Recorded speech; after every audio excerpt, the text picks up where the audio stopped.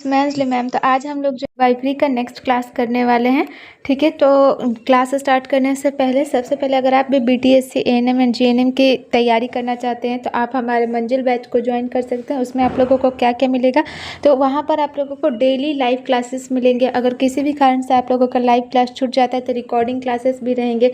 फिर से complete PDF notes जो भी पढ़ाया जाएगा उसका PDF नोट्स मिलेगा। PYQ प्रीवियस ईयर क्वेश्चन भी इसमें आप लोगों को मिलेगा और मॉक टेस्ट भी इसी में इंक्लूडेड रहेगा। तो बैच का फ़ी कितना है, तो बैच का फ़ी सिर्फ और सिर्फ 499 है। 499 में ये सब आप लोगों को मिल रहा है, ठीक है।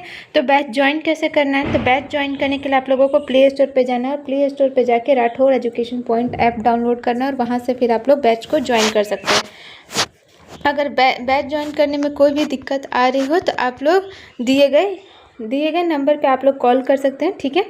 तो चलिए आज के क्लास को स्टार्ट करते हैं। आज का हमारा पहला क्वेश्चन है कि गर्भावस्था के दौरान आयरन और फॉलिक एसिड की अनुशंसित खुराक क्या है। What is the recommended dose of iron and folic acid during pregnancy. 30 mg iron and 100 mcg folic acid, 60 mg iron and 500 mcg folic acid, 100 mg iron and 400 mcg folic acid, 200 mg iron and 800 mcg folic acid. तो कितना जो है गर्भावस्था के दौरान iron और folic acid की गोलियां का मतलब मात्रा दिया जाता है, तो दिया जाता है 60 mg and 500 mcg folic acid, ठीक है जी। क्योंकि ये जो है आइडियल रहता है, ये ट्यूब डिफेक्ट को रोकने में मदद करता है। जो भी एसिड जो भी फॉलिक एसिड है न्यूरल ट्यूब डिफेक्ट को रोकने में हेल्प करता है। फिर है हमारा अगला क्वेश्चन कि गर्भवती महिला को टीटी के कितने टीके दिए जाते हैं। How many doses of TT vaccine are given to a pregnant woman. 1, 2, 3, 4। तो कितना जो है दिया जाता है एक गर्भवती महिला को, तो अगर वो पहली बार गर्भावस्था धारण किया है उसने तो उसको 2 टीटी के इंजेक्शंस लगते हैं, ठीक है।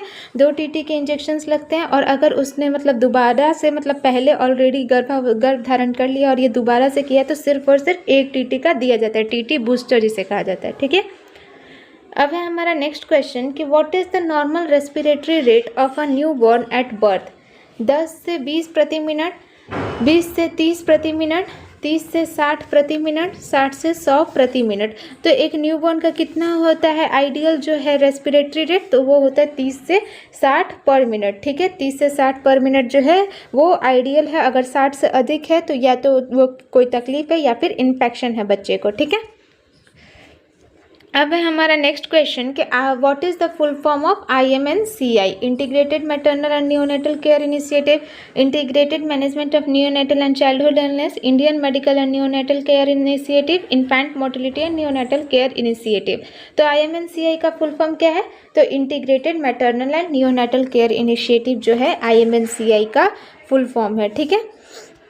अब हमारा नेक्स्ट क्वेश्चन है कि what type of vaccine is polio vaccine.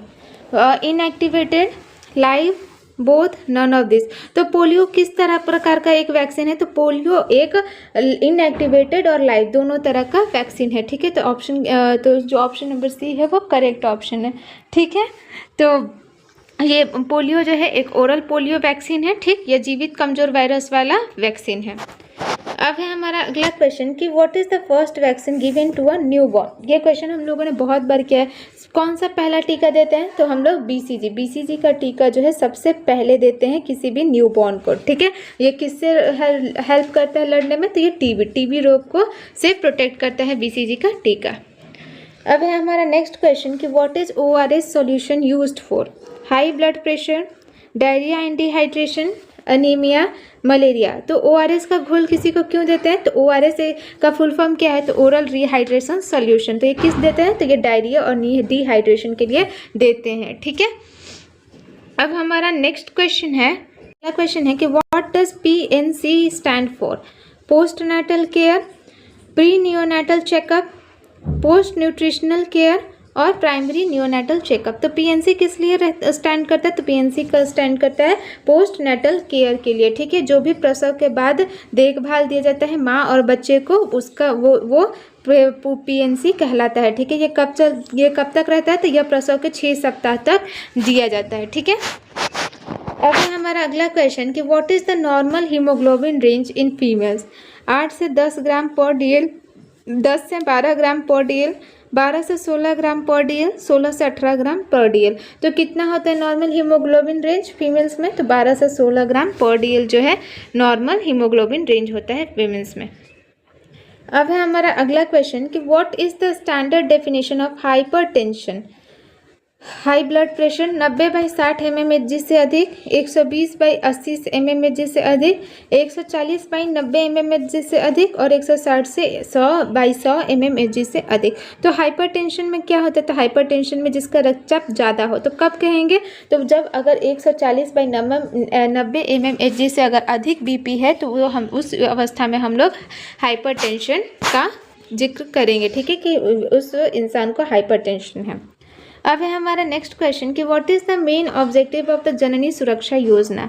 Providing nutritional support to women, encouraging institutional deliveries, assisting in child immunisation, promoting family planning. तो जननी सुरक्षा योजना का क्या था मेन ऑब्जेक्टिव? तो उसका मेन ऑब्जेक्टिव है इनकरेजिंग इंस्टीट्यूशनल डिलीवरीज, क्योंकि पहले के लोग क्या करते थे कि घर में ही प्रसव करवा लेते थे, जिससे कि बहुत सारे कॉम्प्लिकेशंस होते थे। अब है हमारा अगला क्वेश्चन कि eight which level does N Asha worker operate? District level, block level, village level, state level. तो आशा कहाँ पर काम करती है? तो आशा गांव स्तर पर काम करती है, ठीक है। आशा का फुल फॉर्म होता है एक्रीडिएटेड सोशल हेल्थ एक्टिविस्ट और ये 1000 की जनसंख्या पर होती हैं, ठीक। अब है हमारा अगला क्वेश्चन कि what is the most common cause of diarrhoea? Bacteria, virus, contaminated food and water, fungal infection. तो डायरिया का सबसे प्रमुख कारण क्या है? तो कंटामिनेटेड फूड एंड वाटर, दूषित भोजन और पानी के कारण ही डायरिया फैलता है, ठीक। अब अगला क्वेश्चन है हमारा कि BCG vaccine protects against which disease? अभी हम लोगों ने किया था बीसीजी किससे प्रोटेक्ट करता है? तो टीबी से, ठीक है। टीबी जो है इसका राइट आंसर होगा। अब हमारा अगला क्वेश्चन है कि what is the normal human body temperature? 35 degree Celsius, 36 degree Celsius, 37 degree Celsius और 38 डिग्री सेल्सियस। तो नॉर्मल ह्यूमन बॉडी टेम्परेचर कितना होता है? तो 37 डिग्री सेल्सियस, ठीक है। और फ़ारेनहाइट में 98.6 डिग्री फ़ारेनहाइट, ठीक। अब हमारा अगला क्वेश्चन है कि why does a pregnant woman need more iron and folic acid for foetal development, to prevent high blood pressure, for protein synthesis, for skin care. तो आयरन और फॉलिक एसिड की दवाइयाँ ज़रूरी क्यों होती है प्रेग्नेंट वुमेन के लिए? तो भ्रूण के विकास के लिए, ठीक है, क्योंकि जो भी बच्चा होता है वो खून से ही सींचा जाता है, ठीक है। तो अगर आयरन एंड फॉलिक एसिड का मात्रा अगर प्रेग्नेंट वुमेन में कम होगा तो बच्चे का भी जो है ग्रोथ नहीं होगा और बच्चा हो सकता है कि कमज़ोर हो, ठीक। तो इसके लिए जो है आयरन एंड फॉलिक एसिड की दवाइयाँ चलाते हैं कि भ्रूण का विकास सही से हो। अब हमारा नेक्स्ट क्वेश्चन है कि what is the term for a women who is pregnant for the first time? ये हम लोगों ने बहुत बार किया है, ठीक है। पहली बार अगर कोई महिला प्रेग्नेंट है तो उसको हम लोग क्या बोलते हैं? तो उसे हम लोग प्राइमरी ग्रेविडा बोलते हैं, और अगर वो दूसरी बार है तो वो मल्टी ग्रेविडा, ठीक है। अब हमारा अगला क्वेश्चन है कि what is the normal birth weight of a new born baby? 1.5 से 2 kg, 2.5 से 3.5 kg, 3.5 से 4.5 kg, 4.5 से 5.5 kg। तो नॉर्मल बर्थ वेट कितना होता है न्यू बॉर्न बेबी का? तो 2.5 से 3.5 kg अगर वेट है तो नॉर्मल बर्थ वेट है एक न्यू बॉर्न बेबी का। अब हमारा अगला क्वेश्चन कि when should a new born be breast feed for the first time? Within 1 hour of birth, after 6 hours of birth, after 24 hours of birth, when the baby shows hunger signs. तो नवजात शिशु को कब स्तनपान कराना चाहिए? तो WHO और यूनिसेफ के अनुसार जो है नवजात बच्चे को जन्म के 1 घंटे के भीतर ही ब्रेस्ट फीडिंग करवाना चाहिए। और जो माँ का पहला दूध जो होता है उसको हम लोग कोलोस्ट्रम कहते हैं, ठीक है। ये माँ का दूध पिलाने से क्या होता है कि बच्चे के अंदर प्रतिरक्षा प्रणाली जो है वो स्ट्रांग हो जाता है।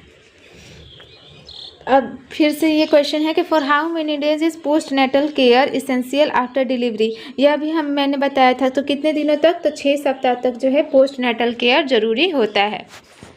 अब हमारा अगला क्वेश्चन है कि when was the universal immunization programme launched in India?